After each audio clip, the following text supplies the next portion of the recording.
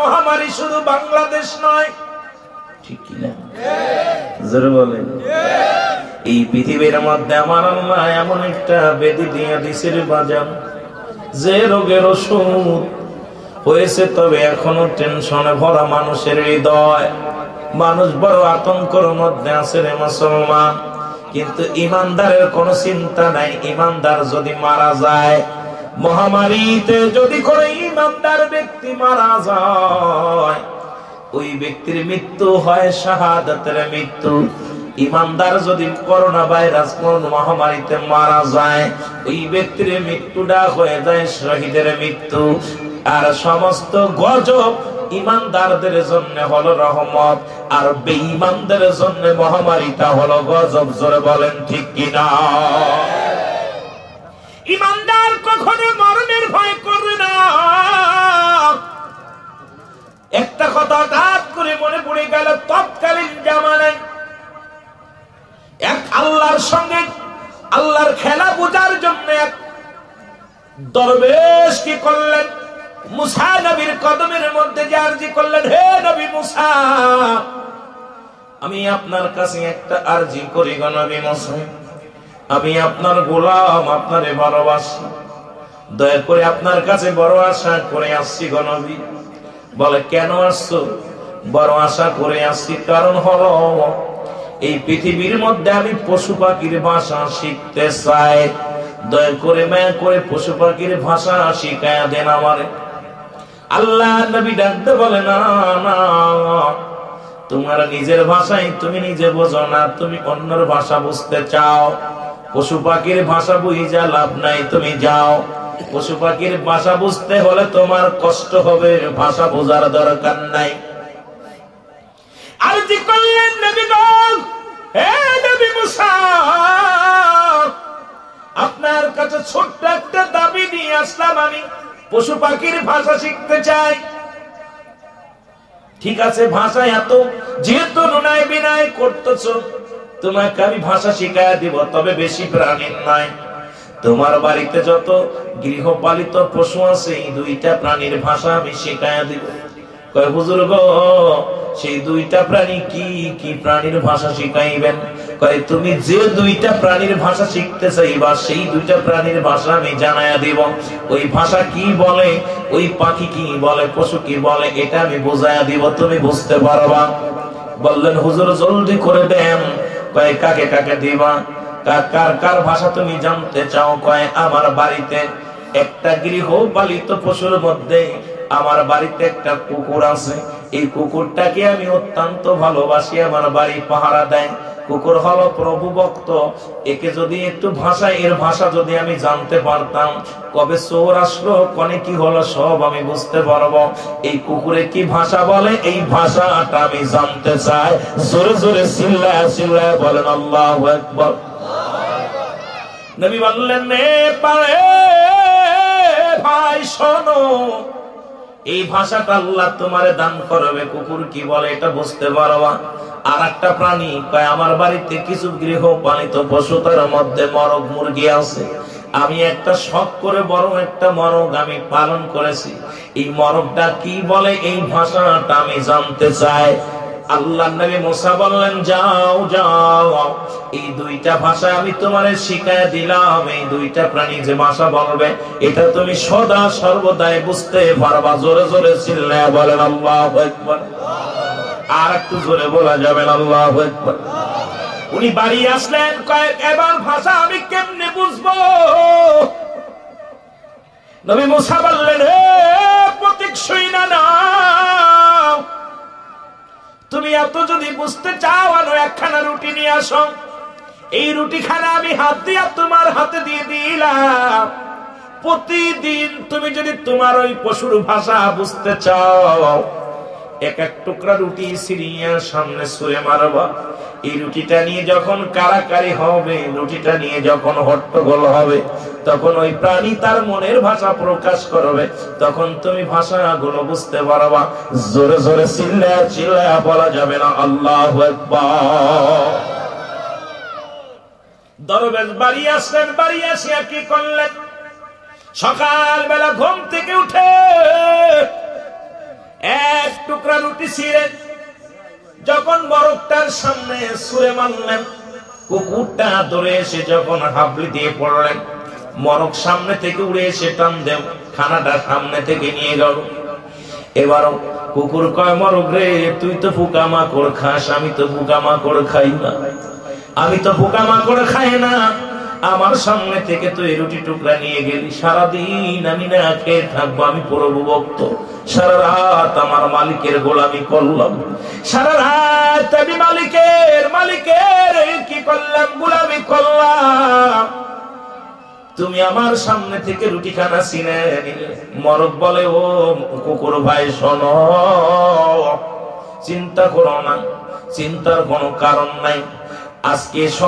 আজকে দুপুর 12টার দিকে মালিকের যে বড় ঘোড়াটা আছে, ওই ঘোড়াটা মারা যাবে, মারা গেলে আমি তো আর ঘোড়ার গোস্ত খাই না। কুয়ার কি বলতেছে, আমি তো আর ঘোড়ার গোস্ত খাই না, ওই ঘোড়াটা মাঠের মধ্যে ফেলে দিবে, তুমি প্রাণ ভরে খাওয়া, আমার হয়তো এই রুটি টুকরাই সারা দিনের জন্য রিজিক, আর তুমি ঘোড়ার গোস্ত খাওয়া মজা মেরে। মালিক কয়, দ্বারা মরাইতেছি, সঙ্গে সঙ্গে ঘোড়া নিয়ে বাজারে বিক্রি করে দিছে। জোরে জোরে চিল্লায়া বলো আল্লাহু আকবার। পরের দিন আবার মালিক কি করলেন, একটু রুটি ছিঁড়ে সামনে যখন ছুঁড়ে মারছে, কুকুরটা দৌড়ে এসে রুটি খানা নেওয়ার জন্য আগায় আসছে, মরক উড়ে এসে রুটি খানা নিয়ে দৌড়ে মারছে।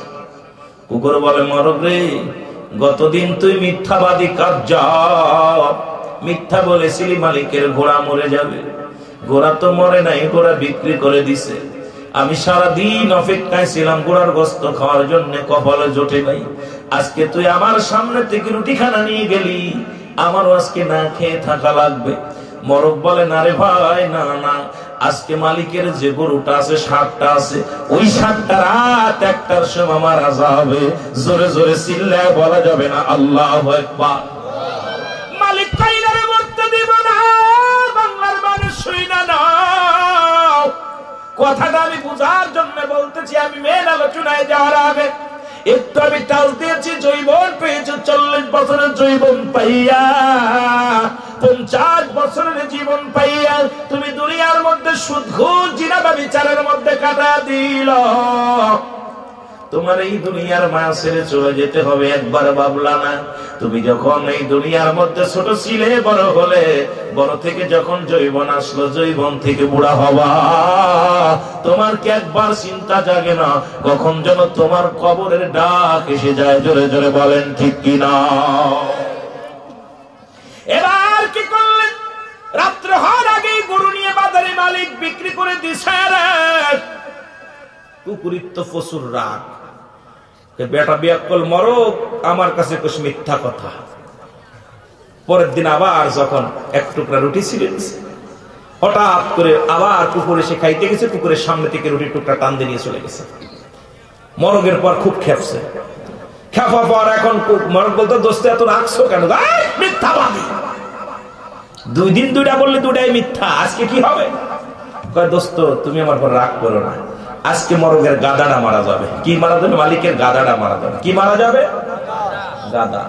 গাদাটা মাঠে ফেলে দিবে, তুমি মজা মেরে খাবা। ঠিক আছে, দেখি আজকে 3 বার। ঠিক আছে, অপেক্ষায় থাকলে দেখা গেল গাদাটা নিয়ে মালিক বিক্রি করে দিল, লসে বিক্রি করছে, কিন্তু মরে তো আর নাই, মরছে মালিক যেখানে বিক্রি করে সেখানে যায়। এবার আবার পরের দিন একই অবস্থা, একই নিয়ম। যখন আর এক টুকরা রুটি মারছে ছুঁড়ে, তখন কুকুর যখন লাভ দিয়ে আসছে, মরক উড়ে এসে আবার সামনে থেকে রুটি টুকরা টুকরায় নিয়ে চলে গেছে।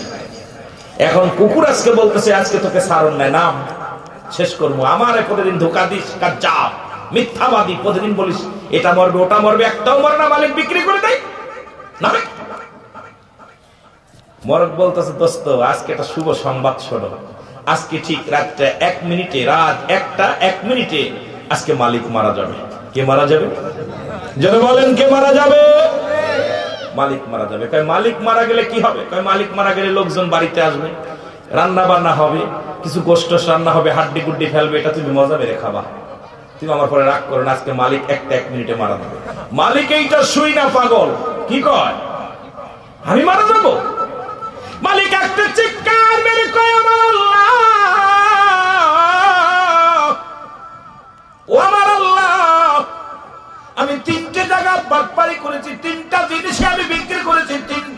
বাড়ি যায় মারা গেছে, আমি মারা যাবো, এর মধ্যে কোনো সন্দেহ নাই। একটা বাজার আগে আমার আগে দরকার কবিরাজ ডাক্তারের দরকার, একটা বাজার আগে আমার দরকার, আমার বাঁচার দরকার, মরার দরকার নাই রে বাবা। একটা দড়ি চলে গেছে নবী মুসার কাছে, ডাকতে বলে নবী মুসা আপনি আমারে দয়া করেন, আপনি আমারে বাঁচান। কি হয়েছে? কই আজকে রাত 1 মিনিটে আমি দুনিয়ার মায়া ছেড়ে চলে যাব। কইতে কি হয়েছে? আমারে আপনি বাঁচান, আমার ছোট ছোট ছেলে মেয়ে তাদের কি উপায় হবে দুনিয়ার বুকে, আমার সংসার কি হবে রে মুসলমান। এই জন্য আল্লাহর নবী বলে গেলেন এই দুনিয়াটা পচা দুর্গন্ধ মরি, মানুষের চরিত্র হলো কুকুরের চরিত্র। কুকুর যেমন মরি পাইলে খুশি হয়, সে জামানার মানুষ শুধু সম্পদ মুখী হয়ে যাবে। কি বলেন আলেম, কি বলেন উলামা? আজকে সারা পৃথিবীর মানুষ আজকে লোভী, সম্পদের পথে ছুটছে, ঘুষ সুদ জিনা ব্যভিচার অন্যায় সব কিছু আমরা মামুলি ব্যাপার মনে করি মুসলমান। আজকে আমাদের বোঝার দরকার এই দুনিয়া থাকার জায়গা নয়, এই দুনিয়ার মধ্যে থাকার জায়গা নাই, থাকবো না, চির বিদায় হয়ে যাব। ও মুসলমান, আজকে আপনি জিনার মধ্যে, আপনি সুদের মধ্যে, আপনি ঘুষের মধ্যে, আপনি অন্যায়ের মধ্যে সম্পদের পাহাড়ে গোল্লা বাড়ি গাড়ি করে থুয়ে গেলে কেউ তোমার না। আমি এই জন্য শুরুতেই বললাম, আল্লাহ বলেন কুল্লু মান আলাইহা ফান, সব কিছু শেষ হয়ে যাবে রে। এই দুনিয়ার কিচ্ছু কাজে লাগবে না, বালাখানা বাড়ি গাড়ি যা তুমি করলা সব কিছু শেষ হয়ে যাবে, ধস নেমে যাবে। তোমার কে বান্দা, তোমার কে, তোমার তুমি নিজেই তোমার না। এই দুনিয়া মিশে মায়া, তুমি মায়ের জালে পড়িয়া অন্যায় করলা, এই মায়ের জালে পড়িয়া জিনা করলা, সংসারের মায়া, স্ত্রীর মায়া তুমি জীবনটা কাটাইলা। এই দুনিয়া চিরদিনই থাকার জায়গা না, এই দুনিয়ায় কোনোদিন থাকা যাবেও না। জোরে বলেন ঠিক কিনা? মালিক ডাকতে বলে আল্লাহ নবী মুসা আপনার কাছে অনুরোধ করে জলদি করে আমাকে বাঁচান। কই কি হয়েছে? কয় রাত 1 মিনিটে দুনিয়ার মায়া ছেড়ে চলে যাব, তুমি আমার সামনে থেকে দূর হয়ে যাও। তো কাঁদছো কেন? আমি তো আগেই বলেছিলাম তুমি পশু পাখির ভাষা শিখতে যাইও না, পশু পাখির ভাষা শিখতে যাইয়া নিজের বিপদ নিজে ডেকে আনছো, এটা সম্ভব নয়, ফিরানো সম্ভব নয়। মুসা নবীর কদমের মধ্যে পরে ডাকতে বলে আল্লাহর নবী গো ক্ষমা চাই, জীবনে আর কোন পশু পাখির ভাষা বুঝতে রাজি নয়, আপনি দয়া করে আমাকে উদ্ধার করেন, দয়া করে আমাকে বাঁচান। কয় তোমাকে একটা বিপদ থেকে বাঁচাইতে পারি, যার যার কাছে বিক্রি করেছো মাল তাকে টাকা ফেরত দিতে হবে, ক্ষমা চাইতে হবে। দৌড়াই আসছে বাড়ি আয়া চলে গেছেন, ঘোড়াদার কাছে বিক্রি করেছে, দৌড়ায় দেয় তাকে ঘোড়াদার কাছে বৈশা রয়েছে মাথায় হাত দিয়ে। ডাকতে কয় ভাই এত টেনশন কিসের? কয় ভাই কি বলবো, অনেক সাধনা করে কষ্ট করে কিছু টাকা কামাইলাম, কিছু সম্পদ করেছিলাম, চিন্তা করেছিলাম একটা ঘোড়া কিনে গাড়ি বাইবো, কিন্তু আদর করে বড় শখ করে সুন্দর একটা ঘোড়া কিনলাম। কিনা পর ঘোড়াটা আমার বাড়িতে এসে মারা গেল, আমি বড় নিঃস্ব হয়ে গেছি, গরিব হয়ে গেছি, বড় টেনশনে কাঁদতেছি, ছেলে মেয়ে নিয়ে কি উপায় হবে। ও দুনিয়ার মানুষ শুনে নাও, ডাকতে বলে ভাই আমি ক্ষমা চাই, ওই ঘোড়ার মালিক ছিলাম আমি, এই নাও টাকা, আমি জানি ঘোড়া মারা যাবে, এই জন্য আমি আল্লাহরে ঠগাইতেছিলাম, আমার আল্লাহর সঙ্গে বাটপারি করতেছিলাম, আল্লাহ আমার লস করাইতে পারবে না, এই চিন্তা করে ঘোড়া আমি বিক্রি করে দিলাম। এখন দেখি আমি নিজেই ঠকেছি, আল্লাহ ঠকে নাই, আমার নিজের ঠকে নিজেই ঠকে পড়ছি। জোরে জোরে চিল্লায় বলা যাবে না আল্লাহু আকবার। এই নাও টাকা রে ভাই, আমারে মাফ করে দাও। দৌড়ে চলে গেছে বাবা, ওই গরুওয়ালার কাছে যায় বলে ভাই আসসালামু আলাইকুম ভাই, বলে গরুটাকে আপনার কি ছিল গো, মাথায় হাতে বসে আছেন কেন? অনেক শখ করে কিনেছিলাম একটা গরু, এই গরু দিয়ে হাল বাইব জমিনে, গরুটা কিনা পর রাত্রে গেলা গেছে মরে, আমি গরিব মানুষ বড় নিঃস্ব হয়ে গেছি, কয়ে গরুটার মালিক ছিলাম আমি, এই নাও সম্পদ, আমারে ক্ষমা করো, আমি জানি গরু মারা যাবে, আর গরু মারা যাবে বলে আমি বিক্রি করে দিয়েছি, তুমি না এই সম্পদ দাও, তুমি আমারে দাও করো, তুমি আমারে বাঁচাও, ক্ষমা করো গো, সময় গেলে আমি বাঁচবো না, রাত একটা 1 মিনিটে আমারে দা কেটে যাবে। টাকা ফেরত দিয়া ক্ষমা চাইলেন, চলে গেলেন গাদালার বাড়ি, খবর নিয়ে দেখে গাদাও গেছে মারা, কই লন টাকা এই লন আমারে মাফ করেন। এবার নবী মুসার কদমে দৌড়ায়া দেয়, আল্লাহর নবী মুসা আমারে বাঁচান, আমারে বাঁচান। ও দুনিয়ার মুসলমান শুনে নাও, নবী মুসা কয় খাস তওবা করো, তওবার দরজা খোলা, খাস তওবা করে ফিরে আসো এই দুনিয়ার মধ্যে, সব দুনিয়ার মোহ ছেড়ে দিয়া আল্লাহ মুখী হও, আমার আল্লাহ যদি ক্ষমা করে তাহলে বাঁচবাই জগতের মধ্যে। আজকে বাদান তুমি আজকে জৈবনের তারুণ নয়, কত অন্যায় অপরাধ করলা, এই দুনিয়ার মা ছেড়ে চলে যেতে হবে একদিন, বুঝলা না? বাদান দিয়ে আসার সিরিয়াল আছে, যার কোন সিরিয়াল নাই, নাই রে। দেখা যায় দুনিয়ার মধ্যে বাবা বেঁচে আছে, সন্তান নাই, সন্তানের লাশ বাবার কাঁধে, দাদার কাঁধে নাতির লাশ। ও বন্ধু, পৃথিবীর মধ্যে আসার সিরিয়াল আছে, যাওয়ার কোন সিরিয়াল নাই। কে কখন যেন ডাক পড়ে যায়, কেউ চিরদিন থাকবো না।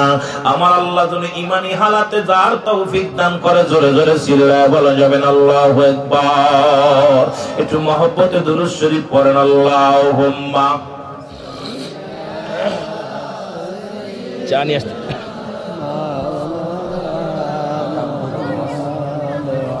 ওয়া আলা আলি সাইয়্যিদিনা,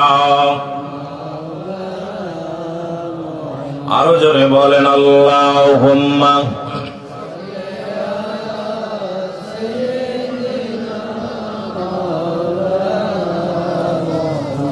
ওয়া আলা আলি সাইয়্যিদিনা, আরো জোরে বলেন আল্লাহুম্মা সাল্লি আলা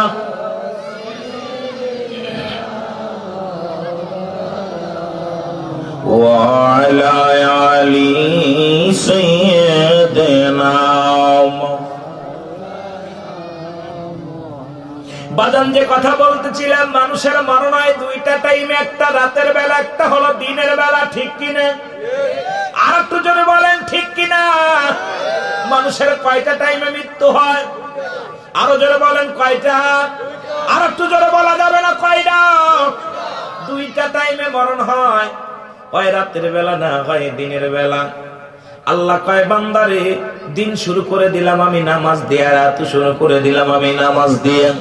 দিনের শুরু ফজর, ও বান্দা ফজরের 2 রাকাত সুন্নাত নামাজ তুমি আদায় করলা, এবার 2 রাকাত ফরজ নামাজ তুমি আদায় করলা। এই দুনিয়ার মধ্যে বান্দারে, তুমি দুনিয়ার মধ্যে বিচরণ করলা, এই দুনিয়ার মধ্যে তুমি দিনের বেলা তুমি মারা যাও, আমি আল্লাহ আমার গোলাম, আমার নবীর প্রেমিক হিসেবে তোমাকে আমি গ্রহণ করে নিলাম। বলেন আল্লাহু আকবার। আস্তে কইলেন, আমরা কার গোলাম? নবীর প্রেমিক। দুইটা টাইমে মরণ হলো, দিন শুরু করে দিলাম ফজর দিয়া।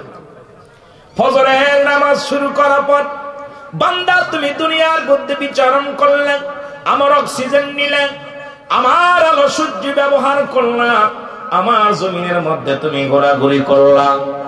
বান্দারে, তোমার দিনে মৃত্যু হয় না, রাতের বেলা মৃত্যু হবে, এর মধ্যে কোনো সন্দেহ নাই। জোরে কোন ঠিক কিনা? বান্দারে, রাতের শুরু হলো, আমি ফাতুন দিলাম কি মাগরিব। বান্দারে, তুমি সারাদিন কষ্ট করেছো, ওই হার্ট স্ট্রোক, অনেক চিন্তা ভাবনার মধ্যে তুমি হঠাৎ করে দুনিয়ার মধ্য থেকে বিদায় নিতে পারো। আগে ওযু করো, 3 রাকাত ফরজ নামাজ তুমি আদায় করো। এবার 3 রাকাত নামাজ তুমি আদায় করে রাসূলের সুন্নাত নামাজ তুমি আদায় করো।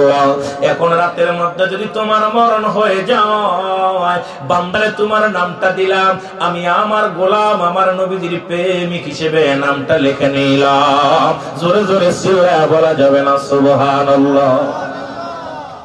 এখন যদি কই দাদু কে কে নামাজ পড়ছেন মাগরিব, কই হুজুর হয় নাই। ফজর পড়ছেন কিনা, হুজুর উঠি নাই। যে শীত পড়ছিল আর শয়তান এসে গা টিপতেছে, কথা বলছে। মুরব্বী মানুষ এখন দেখা যায় মসজিদে গেলে কিছু বুড়া মানুষগুলো মসজিদে পাওয়া যায়। আমি গত সপ্তাহে আপনার এই একটা মাহফিলে গেলাম, আপনার এই আমাদের সিলেটি সাহেবের এলাকায় যায়া দেখি মসজিদে মন ছিল আমি নামাজটা ফজরের নামাজটা মসজিদে পড়বো। গেছি মসজিদে যাই, 4 জন মুরব্বী একদম বুড়া, খুনখুনে মুরব্বী। ইমাম সাহেব বুড়া, যিনি আযান দিয়েছে এও বুড়া। আমি কইছি হুজুর আপনি কি কালকে ওয়াজ করলেন? সেই হুজুর আমি কইছি। তা কইছে আপনি অত রাত্রে শুয়ে চলে এলেন? ভাইজান আমরা আসলে ঘুম তো এই 3-4 মাস ঘুম হারাম হয়ে যায়, খালি ওয়াজে থাকি, সারাদিন করে জানি, রাত ভরে জাগতে হয়। আপনার এলাকায় সব মানুষ কি মারা গেছে? মরি নাই, বেশি আছে। মরছে তাই 4 জন কেন? রাত্রে ওয়াজ শুনছে তো এই জন্য আসতে পারে নাই। তো এইরকম ওয়াজ দিয়ে লাভ নাই যে একটা মহল্লায় একটা মসজিদে মাত্র 4 জন মুসল্লি। ওই ওয়াজ দিয়ে হবে কি?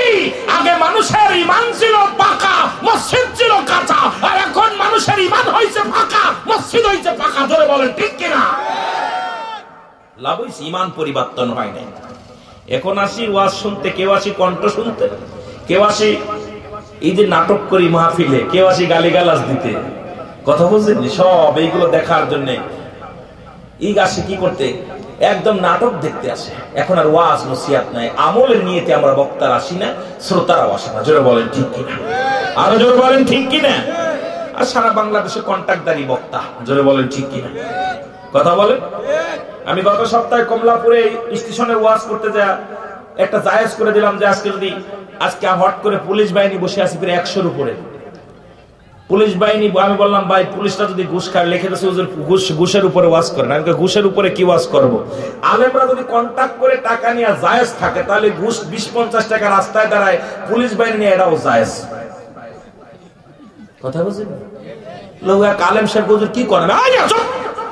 রাখো, কারণ উনরা সারা রাত ধরে জাগে, 2 টাকা 2.5 টাকা সিগারেট পুরাইবে, 20 টাকা চেয়ে না, ওরা তো আর কন্ট্যাক্ট করে নেয় না।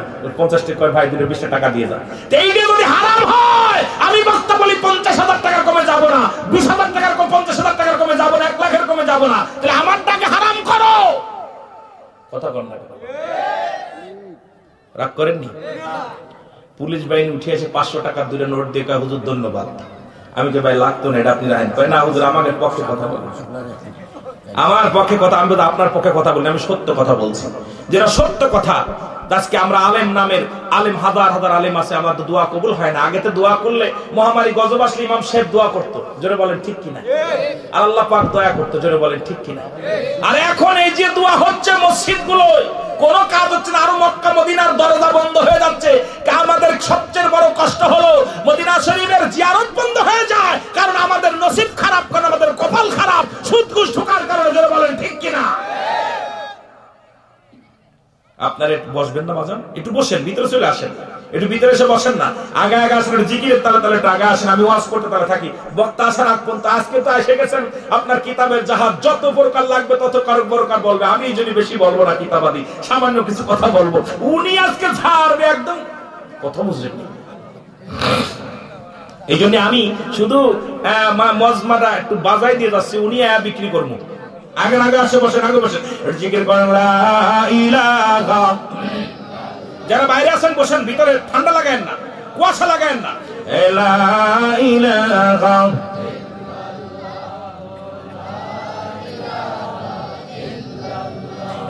লা ইলাহা और जोर ला इलाहा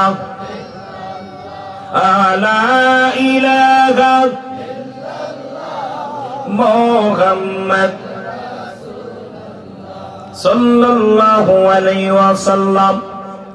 এ দুনিয়ার মুসলমান শুনে নাও, নামাজের কথা বলতেছিলাম। আল্লাহর নবী মসজিদের মধ্যে সালাত আদায় করে সাহাবীদেরকে ডাকতে বলে, সাহাবীরা রে, আমি নবী কথা দিলাম যদি কোনো ব্যক্তি 5 ওয়াক্ত সালাত জামাতের সঙ্গে আদায় করতে পারে, আমি নবী কথা দিলাম কিয়ামতের ময়দানে আমি নবী তার হাত ধরে জান্নাতে নিয়ে যাব। জোরে বলা যাবে না মারহাবা। নবীর সঙ্গে কে কে জান্নাতে যেতে চান একটু হাত দুখানা তোলে। সত্যি তো যাইবেন নি?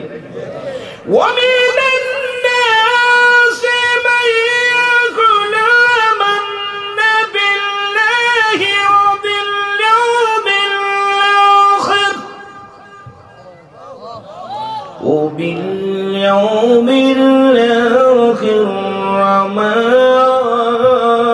هم بمؤمنين।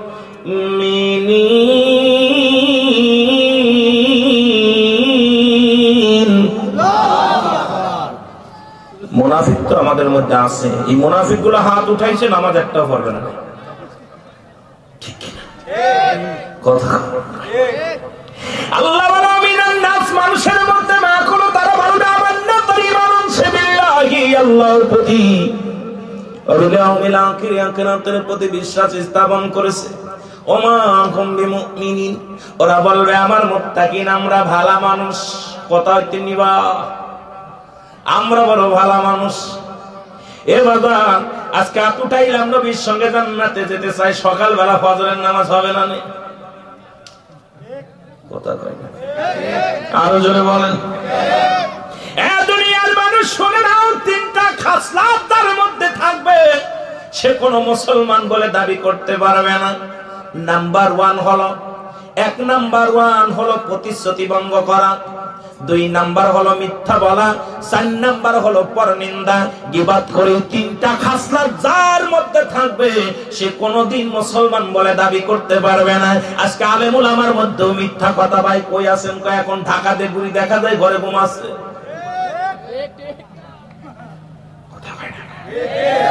হাসান মিসা হুজুর কই আছেন? দেখ ঘুমাইছে। কয় ব্যস্ত আছি, রাখো। ঠিক কি? আর এখন হুজুরদের সাথে যারা থাকে রে বাবা, ওদের দাম। আমার সাথে 2 দিন কয়েকদিন রাখছিলাম, দেখি যারে তারে গরম দেয়। সাথে যারা তাল মেলে মেয়েদের অবস্থা দেখে বাসের চাইতে কুঞ্চি শক্ত। বক্তা নাই, রাত ভরে গেলে ঘেরান জাগছে, একটু কষ্ট হয়। ওর সাথে যে থাকে ফোনটা রিসিভ করতে এত কষ্ট হয়। উঠে এত সারিয়া কই থেকে বলতেছেন কে? এই বেয়াদব। কারণ আদব জান নাই, এরকম বেয়াদবের দরকার নাই। জোরে বলেন ঠিক কিনা? এটা দাওয়াত দেওয়ার জন্য কত কষ্ট করে সাধনা করে। আবার একদল আছে মিডিয়ার বিরুদ্ধে কথা বলতেছে। এই মিডিয়া যদি না থাকতো আমি রোলটা চিনতো কিনা? জোরে বলেন ঠিক কিনা? আর এই মিডিয়া যে আমাদের কি খালি বাংলাদেশ ইসলামের জন্য এরা যে অত্যন্ত যে ভূমিকা রাখছে, এই ভূমিকা সারা জিন্দেগি পরে এদের জন্য দোয়া করলে, শুকরিয়া আদায় করলে শেষ হবে না। কারণ টেকনাফ থেকে তেতুলিয়া নয়, সারা বিশ্বে প্রচার হয় মিডিয়ার বুকে। এই মিডিয়া সত্য মিথ্যা পার্থক্য করে। জোরে বলেন ঠিক কিনা? হক বাতিল কোনটা, এটা সম্পূর্ণ পার্থক্য করতেছে এই মিডিয়া। জোরে বলেন ঠিক কিনা? আরো জোরে বলেন ঠিক কিনা? সেই মিডিয়াও বন্ধ করার জন্য পায়তারা শুরু করছে। কারণ মিডিয়ার সামনে কথা বলতে ভয় পায়। কারণ এই বানোয়াট কথা বলবে, নবীর বিরুদ্ধে কথা বলবে, রাসূলের বিরুদ্ধে কথা বলবে, সাহাবীদের বিরুদ্ধে কথা বলবে, কোরআনের বিরুদ্ধে কথা বলবে। এগুলো মিডিয়া যখন একটু ফাঁস করতেছে, মিডিয়া বন্ধ করো। জোরে বলেন ঠিক কিনা? যিনি মিডিয়াকে ধন্যবাদ জানাই যে আমাদের চাইতে আমিরুল আমিন মাগুরা বাড়ি কই এক অঞ্চলে ছিলাম, আমার চিনতো কিনা, এই মিডিয়া আমাকে পরিচয় করেছে। জোরে বলেন ঠিক কিনা? এটা দেখে আজকে হাজার হাজার, বিশ্বাস করবেন না, হাজার হাজার অমুসলিমেরা মিডিয়ার ওয়াজ শুনে ঈমান আনছে। জোরে বলেন ঠিক কিনা? আমরা তো ঠিক আমরা যেতে পারি না, বিদেশে যেতে পারি, কথা বলেন না কেন? কিন্তু মিডিয়া প্রচার করতেছে ইসলামের ধারক বাহক হিসেবে। আজকে যেটা পালন করার দরকার ছিল আজকে সারা বাংলাদেশ না সারা বিশ্বের উলামা ইকরামের, সেটা প্রচার করতেছে মিডিয়া। জোরে বলেন ঠিক কিনা? আরো জোরে বলেন ঠিক কিনা? রাগ করেননি? আমি মিডিয়ার সত্য কথা বলতেন, কে ভাবলো খারাপ ভাবলো কিচ্ছু যায় আসে না। আল্লাহর নবী বললেন সাহাবীরা, যদি কোনো ব্যক্তি 5 ওয়াক্ত সালাত সময় মতো আদায় করতে পারে, আমি নবী কথা দিলাম কিয়ামতের ময়দানে আমি নবী তার হাত ধরে জান্নাতে নিয়ে যাব। নবীর একজন সাহাবী, সব চাইতে গরিব বনের সাহাবী, টাকা নাই, সম্পদ নাই, এমন একজন সাহাবী রাসূলুল্লাহর পিছে নামাজ আদায় করে। এই সাহাবীর নাম হলো আব্দুল্লাহ আনসারী। নাম কি? আরো জোরে বলেন, নামটা কি? আব্দুল্লাহ আনসারী বাড়িতে ডাকতে বলে, বিবি, ও বিবি, বিবি রে, আজকে জুম্মার দিনে রাহমাতুল লিল আলামিন ওয়াজ করছে রে বিবি। বিবি বলে, স্বামী রে কি ওয়াজ করছে? নবী বলে, দাও না আমার একটু। আব্দুল্লাহ আনসারী ডাকতে বলে, স্বামী, মায়ার নবী ওয়াজ করছে, পৃথিবীর মধ্যে কোন ব্যক্তি যদি 5 ওয়াক্ত সালাত সময় মতো আদায় করে, ওক্তের মতো যদি আদায় করতে পারে, আল্লাহর নবী নাকি তার হাত ধরে জান্নাতে নিয়ে যাবে। জোরে জোরে বলেন মারহাবা। বিবি ডাকতে বলে, স্বামী রে, আপনি আপনার বিবি, আপনার কাছে কিচ্ছু চাই না স্বামী, আপনি আমার স্বামী, আমি আপনার বিবি হয়ে আপনার কাছে একটা দাবি করব। জীবনে একটা নতুন কাপড় চাইব না, জীবনে আমি সোনা দানা চাইব না, দুনিয়ার মধ্যে বালাখানা চাইব না। স্বামী রে, আমি আপনার কাছে একটা মাত্র দাবি করব, আপনি 5 ওয়াক্ত সালাত আদায় করে আল্লাহর নবীর হাত ধরে জান্নাতে যাবেন।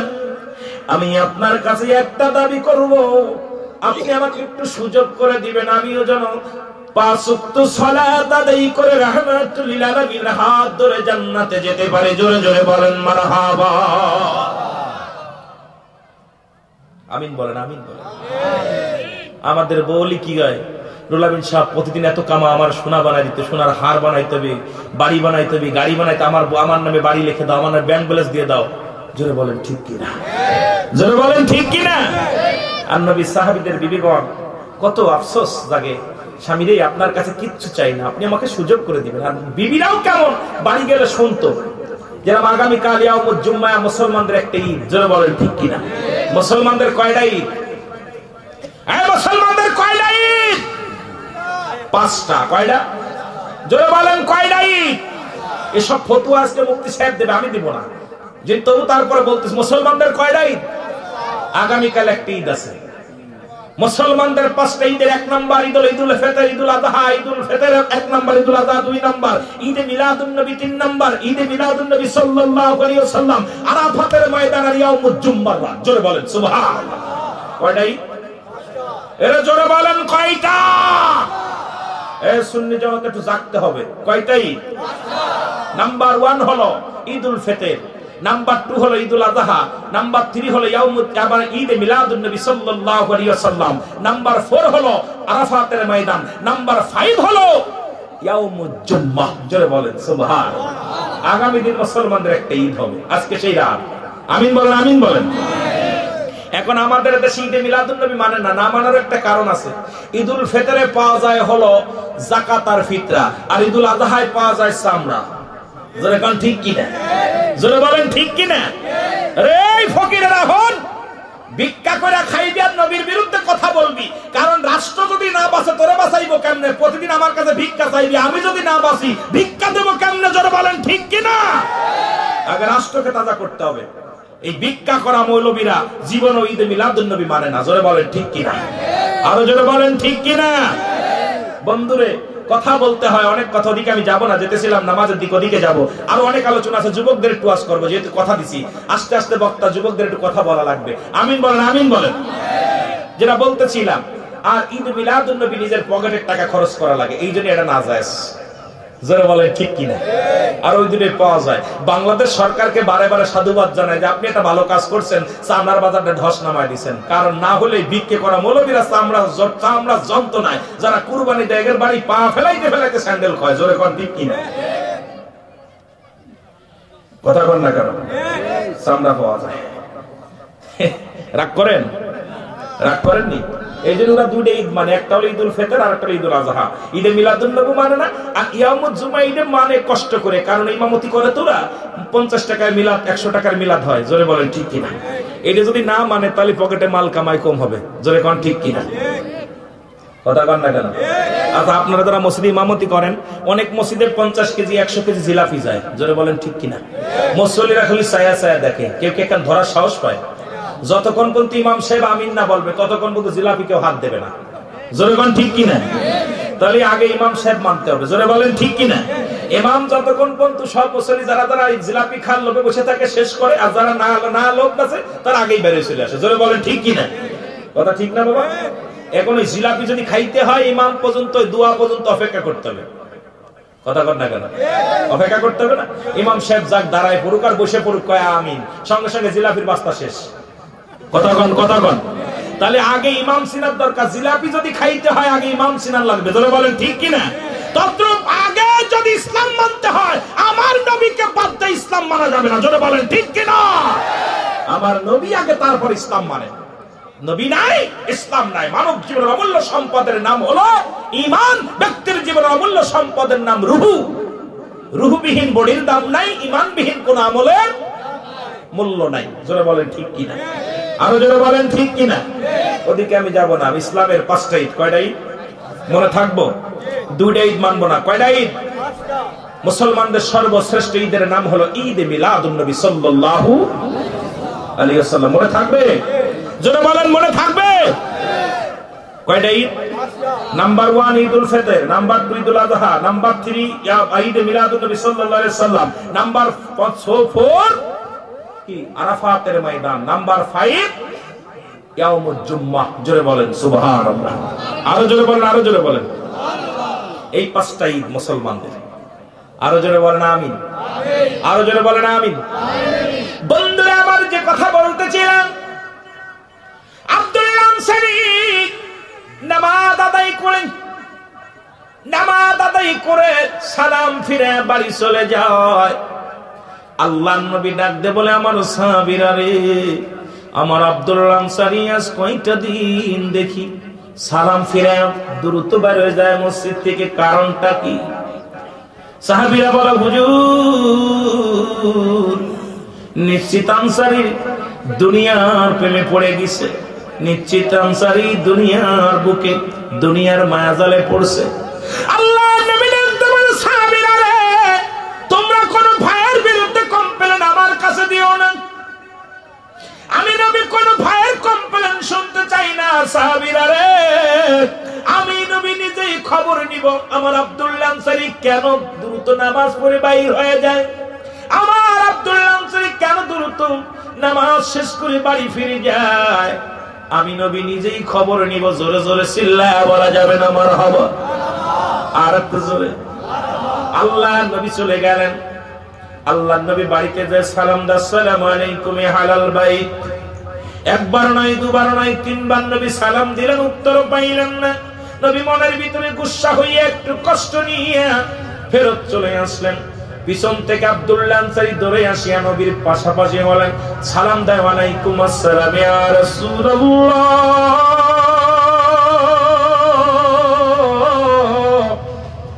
ওয়ালাইকুম আসসালাম ইয়া হাবিবাল্লাহ, ওয়ালাইকুম আসসালাম ইয়া রাহমাতাল লিল আলামিন। জোরে জোরে চিল্লা বলা যাবে না মারহাবা? আল্লাহ নবী ডাক দিয়ে বলেন, আনসারী আমি নবী 3বার সালাম দিয়েছিলাম, আমি নবী 3বার সালাম দিয়েছিলাম, একটা উত্তর তুমি দাও নাই। তুমি 3বারই সালামের জবাব দিলে, এর মানে আর বুঝতে বাকি নাই তুমি সালাম শুনেছিলে, উত্তর দাও নাই। আনসারী বলে, ইয়া রাসূলুল্লাহ, ইয়া হাবিবাল্লাহ, আমি কেন সালামের জবাব দিই নাই এটা আপনাকে আমি কেমনে বোঝাইবো? নবী গো, বেয়াদবি মাফ করবেন, একটু যদি দয়া করে আমার বাড়িতে যাইতেন তাহলে আমি বলতে পারতাম কেন সালামের জবাব দিই নাই। নবী বলে, চলো। এবার গেলেন, যে আনসারীর ঘরের মধ্যে যখন গেলেন, সঙ্গে সঙ্গে দরজা খুলে দিলেন। দরজা খুলে দেখায় আল্লাহর নবী, দরজা খোলার সঙ্গে সঙ্গে দেখতে পাইলেন আনসারীর ঘরের মধ্যে বিশাল একটা গর্ত। এবার আল্লাহর নবী ডাক দিয়ে বলে, আনসারী রে, তোমার ঘরের মধ্যে এত বড় গর্ত কেন, খাত কেন রে আনসারী? আনসারী বলে, মায়ের নবী গো, মায়ের নবী,